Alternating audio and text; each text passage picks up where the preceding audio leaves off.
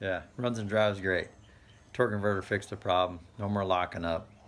Squeals the tires. You can power brake it. I tested it out in the garage. I didn't make a video of the finishing, the touches, and putting it back together because there might have been a couple explicatives in there that we don't want to put on YouTube. Well, we like put spark plugs in it, and that should be a real quick project, about probably 2 days. Yeah, he put an air cleaner, a new serpentine belt. What else did you put? Wiper blades front and rear. Yeah, and changed the oil. Unfortunately. he was saying that there was an O-ring. I'm down over there working on it and stuff, had it all ripped apart. And I'd taken the oil filter off to make clearance so I can get my hand up in there. And he's like, and later on I found this O-ring. I'm like, man, what's that for? Threw it aside. And he's like, I don't know. That looks pretty official though.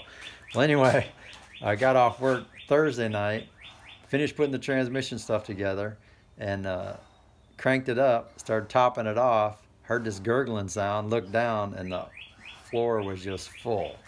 It took 5 quarts to fill it, top it back off.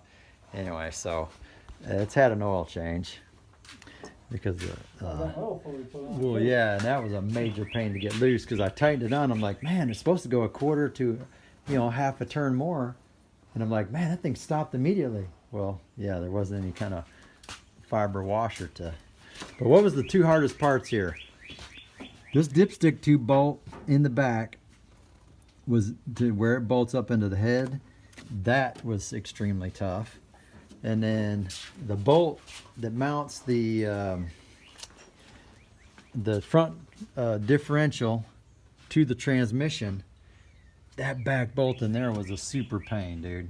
The 2 hardest things of the entire project were getting those bolts back in and getting it back together.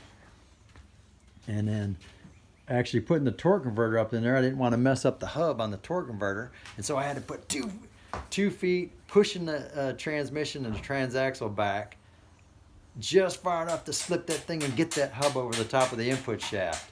That was kind of a pain. It took a little bit of wrestling around to do, which I wasn't happy about that. But other than that, everything else went together pretty good, and cranked her up and topped her off. Took like, what did it take, 5 or 6 quarts of oil, transmission fluid, I think, total, to get up to the line. Are you still a little bit half quart low or no? I got a whole quart right here. You can dump it in there. Well, we need to crank it up and check it, but yeah, dude, he's gonna do a tune-up on it. The plugs had about a 60 thousandths gap. It looks like the electrodes were all wore off, so he got some iridium. And that's it. That was a major pain, but I mean, 150 bucks for a new torque converter and about 6 days of labor. Well, 2 or 3 hours in the morning for 4 or 5 days, and then 1 day on a weekend. Not too bad. Oh yeah, check this out. These things look like brand new now. Those things were all dreary and dim, and then down here, those were all fogged up and everything. Yeah. He just took some polishing compound to them with this little foam thing on the drill, right? There's some left on the floor right there. Yeah. Anyway, not too shabby.